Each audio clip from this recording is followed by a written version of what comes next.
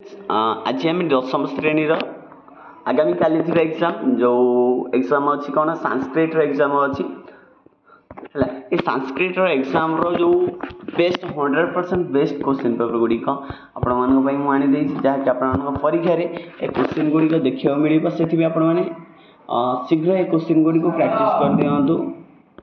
शीघ्र ये क्वेश्चन को प्रैक्टिस कर दिंतु जहाँकि आप परीक्षा क्वेश्चन गुड़िक देखा मिल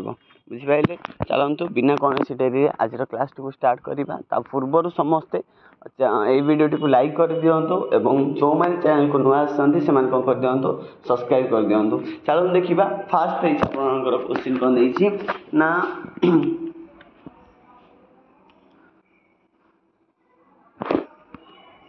ये देछि कौन ना संस्कृत भाषा रे पंचवाक्ययति रचयत माने ताले देछि किछिटा जो एथरे आपणकर 6 नंबर जाके देछि किंतु एथर 5टा करिया पड़िबो एवं 5टा कले गोटा को होछि 2 मार्क माने वाक्य गठन करिवो अमितः देछि रक्षति देछि पुरतः देछि गच्छन देछि सार्थम देछि अहानि एवं सम्यक ये जो 1 2 3 4 5 6 7टा ये 7टा देछि 7टा भीतर केतटा करिवो 5टा करिवो यदि 5टा कि ठीक कर दो आपन केते मार्क मिलिवो 10 मार्क मिलिवो गोटे क्वेश्चन केते मार्क बा गोटे क नंबर होछि केते मार्क लखा 2 मार्क लखा बुझि पारले चलो देखिबा 2 नंबर रे क्वेश्चन कोन देला 2 नंबर क्वेश्चन कहिला देखंतु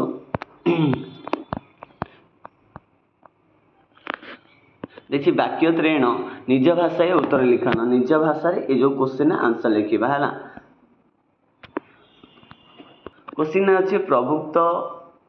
कोपविष्ट सुगाल सिंह किमुक्तवान अथवा प्रथम तपस्वी शबदमन से नामकरण ये किम कथितवती है ये जो देछि क्वेश्चन यहाँ हूँ गोटे क्वेश्चन अच्छे केते मार्क 500 मार्क लख तार ए दुईटा भितर तुम गोटे कर मार्क पाइब 500 मार्क पाइब गोटे देछि हमर जो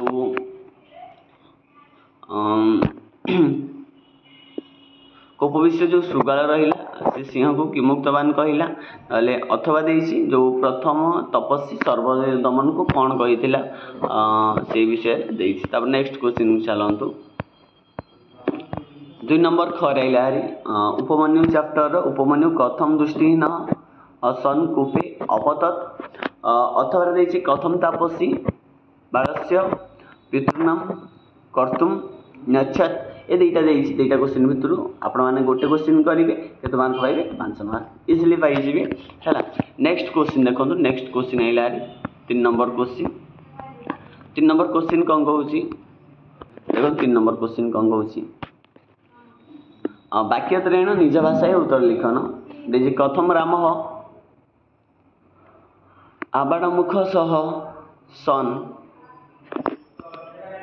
स्ववेशम परिवेशा अथवा देछि संस्कृत सीता भारतरी किम वदित एटा लिखिबे तब देखंतु 3 नंबर ख देखंतु 3 नंबर ख कौन होछि कीदृशा वनम गर्तुम सीता समर्थमानि अवदत अथवा देइथिला कौन ना कदा कैकेयी कहू बरहो पार्थितवर्ती ये क्वेश्चन देछि बा कैकेयी जो को वर मागे थिले सेटा आपण देखिबे 3 नंबर गला हारी तब 4 नंबर कौन कहिछि 4 नंबर कहिछि जो संस्कृत भाषा रे अनुवाद करिया देछि एटा मध्ये गोटे क्वेश्चन 2 मार्क लखा हैला आको आपण माने करिवे आराम से 5टा करिवे 10 मार्क पाइबे आराम से किछि असुविधा नै देछि फर्स्ट क्वेश्चन देछि कोन मां सब पिला को स्नेह करंती तब देछि ए वर्ष आमे दिल्ली जिवु आजिकली किए बा काहा को डरुछि तब घ नंबर कहला मो मां को दही भल लागे तापरे मो नंबर कहला मूर्ख को उपदेश भल लगे नहीं 6 नंबर कहला मंदिर चारिपटे फूल बगीचा अच्छी ये सब क्वेश्चन देछि जिते बेले ये क्वेश्चन गुड़ी को आपण मैंने भल भाव प्रैक्टिस करेंगे परीक्षा आसबार संभावना रोचे तापर जी 5 नंबर देछि गोटे वाक्य जो आमर अनुच्छेद देछि अनुच्छेद को लक्ष्य करी आपण मैंने कौन लिखिबे ना 5टा क्वेश्चन देथिबा आपको कौन करिवे आंसर करिवे हैला प्राह बोधिसत्व ब्राह्मण कुलेन जाता सह अत्यंत मेधावी ये जो पैसेज आपण मैंने भल भाव पढ़ीदेवे और पढ़ी कौन करेंगे ना आर जो 5टा क्वेश्चन देखो देखो यार जो 5टा क्वेश्चन देखिए यार जो 5टा क्वेश्चन तार आंसर लिखे कौन देखिए क्वेश्चन ना महात्मा बोधिसत्व कुत्र गतः खर देछि व्याधि कथम मृत्यु जातः देछि गड़ देछि बुध कतिवारम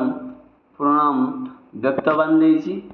तब देछि धवानी जीवितः चहकिन निमितः उत्तेजितम देछि तबरे 1 नंबर कहला कीदृशः बोधिसत्व कस्मिन् कुले जातः हेले एठी आपण मानको समस्त क्वेश्चन पेपर गुडी सारी देली जहाँकि आपण मानको परीक्षा ପାଇଁ ଅଧିକ इम्पोर्टेंस रहइबो ସେଥିପାଇଁ ଆପଣ ମାନେ କ'ଣ କରିବେ ନା ଚ୍ୟାନେଲଟିକୁ ସବସ୍କ୍ରାଇବ୍ କରିକି ରଖିଦିଅନ୍ତୁ जो संस्कृत जो वीडियो ऑब्जेक्टिव टाइप हो कि आउे सब्जेक्टिव टाइप हो मुझे छाड़ीबी कौन करदे ना प्रैक्टिस करदे यही वीडियो शेष करुँच रोचे थैंक यू।